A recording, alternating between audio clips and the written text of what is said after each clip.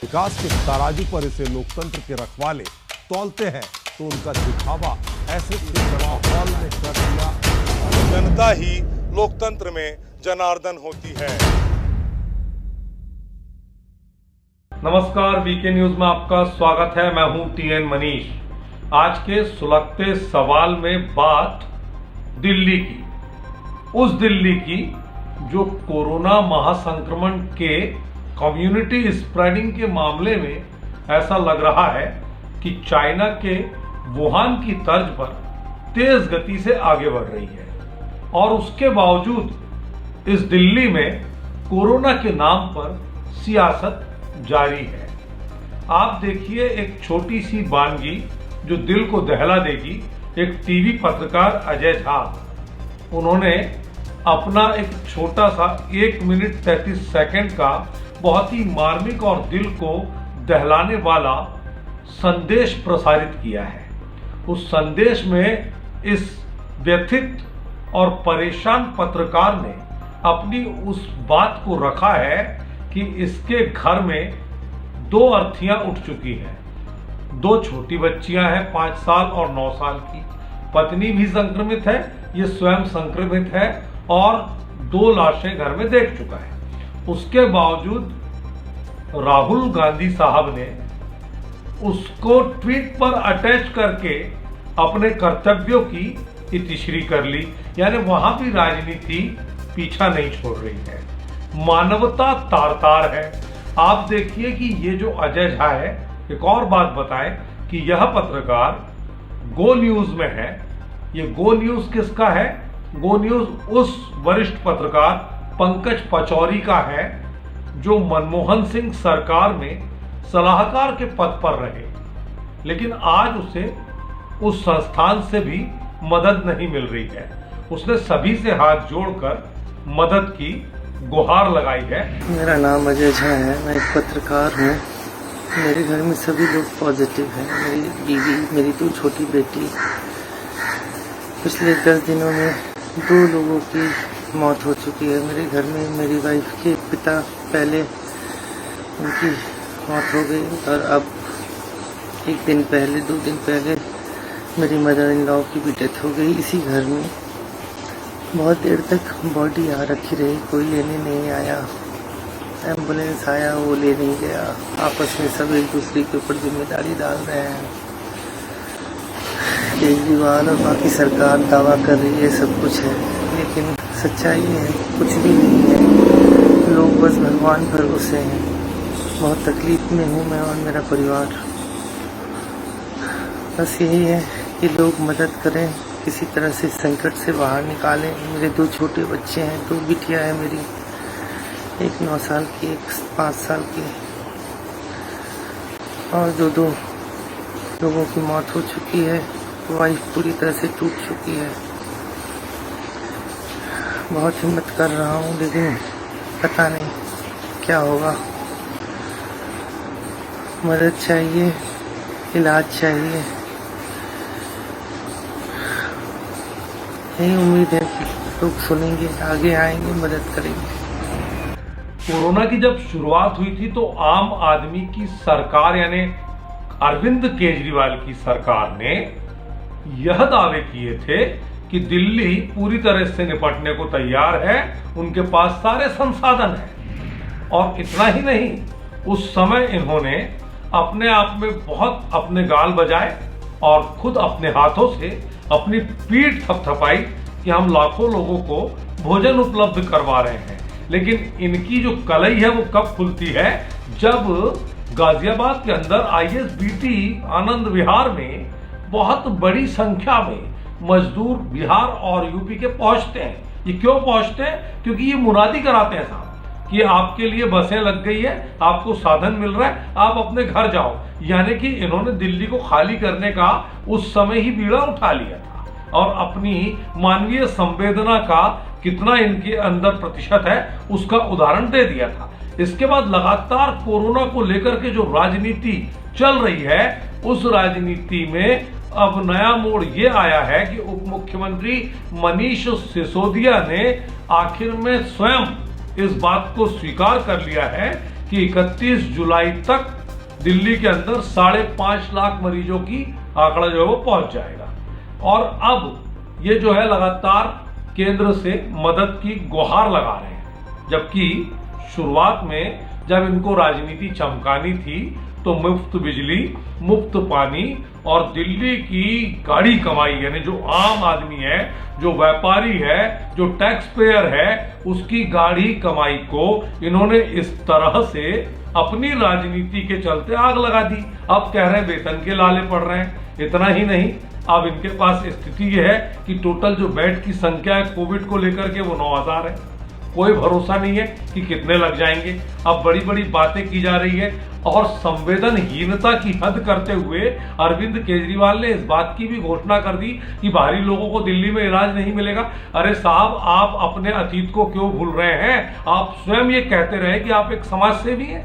आपने समाज सेवा के नाम पे दुनिया भर के अंतर्राष्ट्रीय पुरस्कार तक हासिल किए। आप मानवतावादी अपने आप को कहते हैं, आप मानवता की बात करते हैं। उसके बाद आप दिल्ली, जो कि देश का दिल है, जो कि सबकी है, पूरे हिंदुस्तानियों की है, उसके लिए आप इस तरह के दरवाजे बंद कर रहे हैं। आपका पड़ोसी राज्य हरियाणा आपको आईना दिखा रहा है, जिसमें वहां के स्वास्थ्य मंत्री ने यह कहा कि हमारे यहां से कहीं से भी अगर हिंदुस्तान से कोई भी मरीज आएगा तो उसको पूरा इलाज मिलेगा। इतना ही नहीं, अगर राज्य में कोई संक्रमित होगा तो उसको भी सरकार अपने स्तर पे ठीक करेगी। वो तो हाईकोर्ट ने भी आपको फटकार लगाई, तब भी आपके समझ में नहीं आई।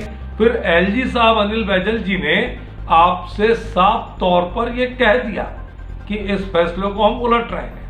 तो ये जो पूरे के पूरे मामले हैं, इस समय दिल्ली कोरोना को लेकर के पूरी तरह से हॉट स्पॉट बन चुकी है।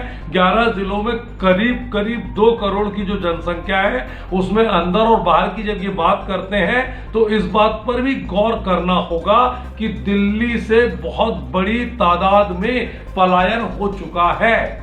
बहुत बड़ी संख्या में बिहार और यूपी और दूसरे राज्यों के लोग वहां पे रोजगार नहीं मिलने से जा चुके हैं अपने अपने वतन को, अपने अपनी माटी को। उसके बाद बचते कितने हैं? और दूसरी बात यह है कि आप ये किस तरह से कह सकते हैं कि आप जो है किसी को इलाज से रोक देंगे?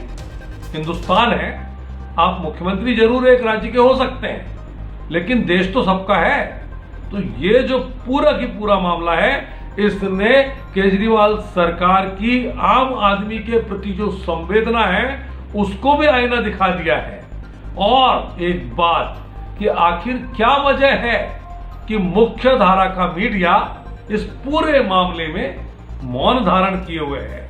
क्यों राष्ट्रीय मीडिया में दिल्ली की हकीकत का धरातल आईने की तरह साफ नहीं दिखाया जा रहा है? उसके पीछे वजह है, दिल्ली सरकार 6.25 करोड़ रुपए प्रति माह अपने प्रचार प्रसार पर खर्च करती है।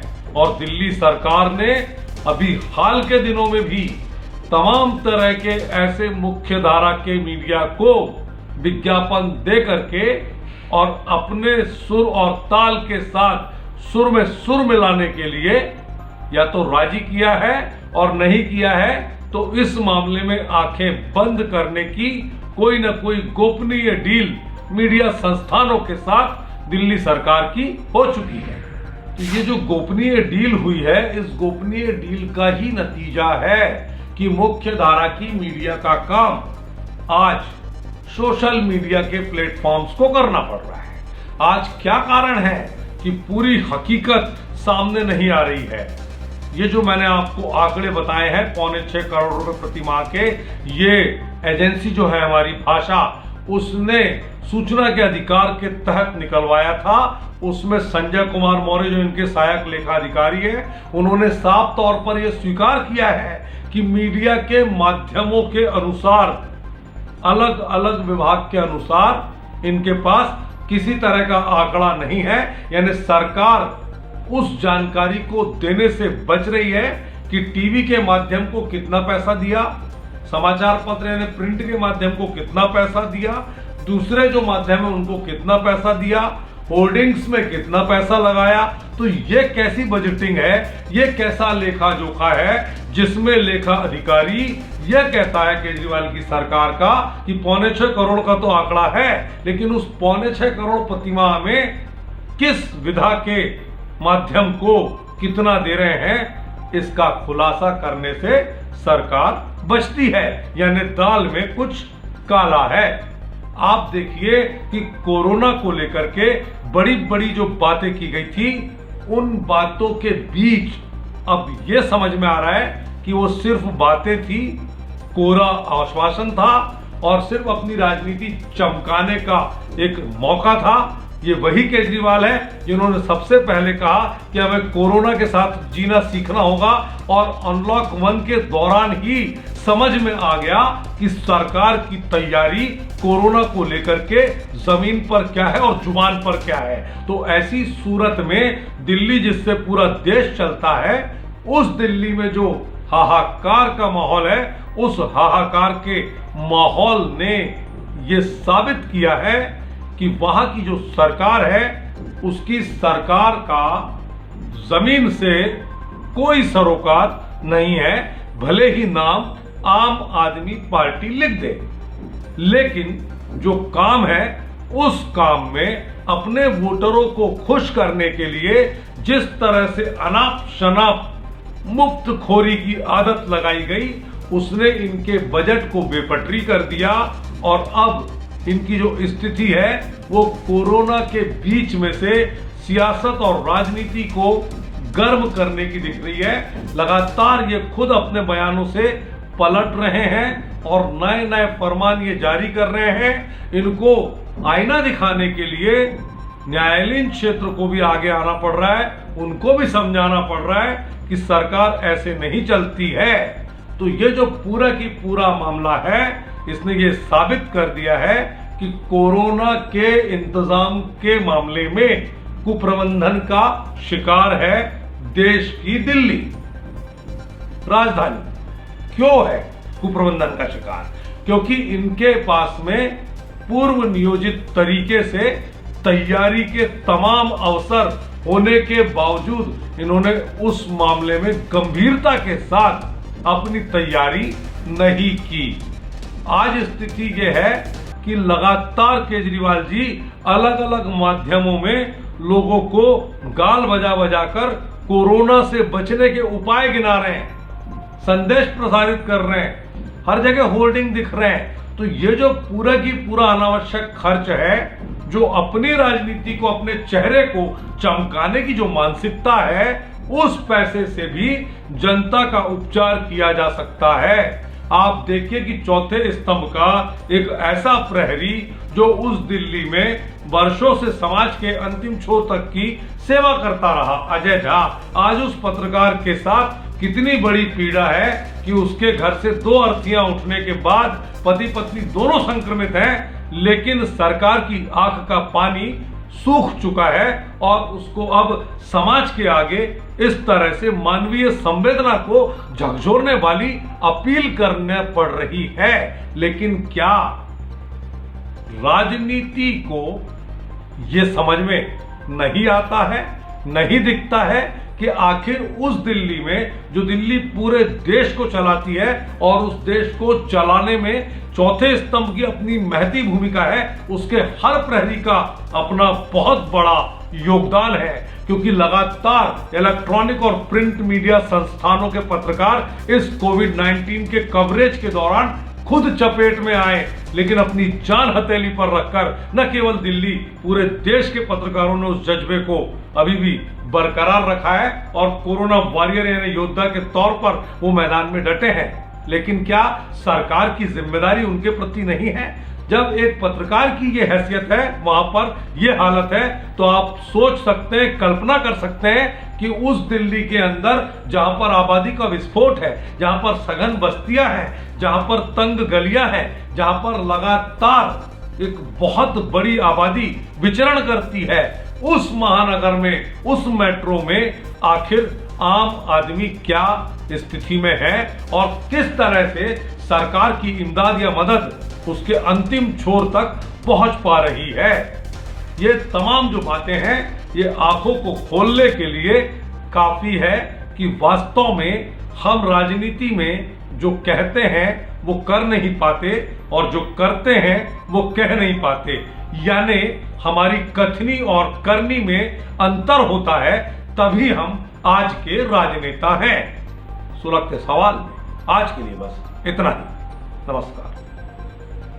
आपको हमारा ये वीडियो पसंद आए तो लाइक करिए, शेयर करिए, सब्सक्राइब करिए और मेरे साथ वीके न्यूज पर देखते रहिए सुलगता सवाल।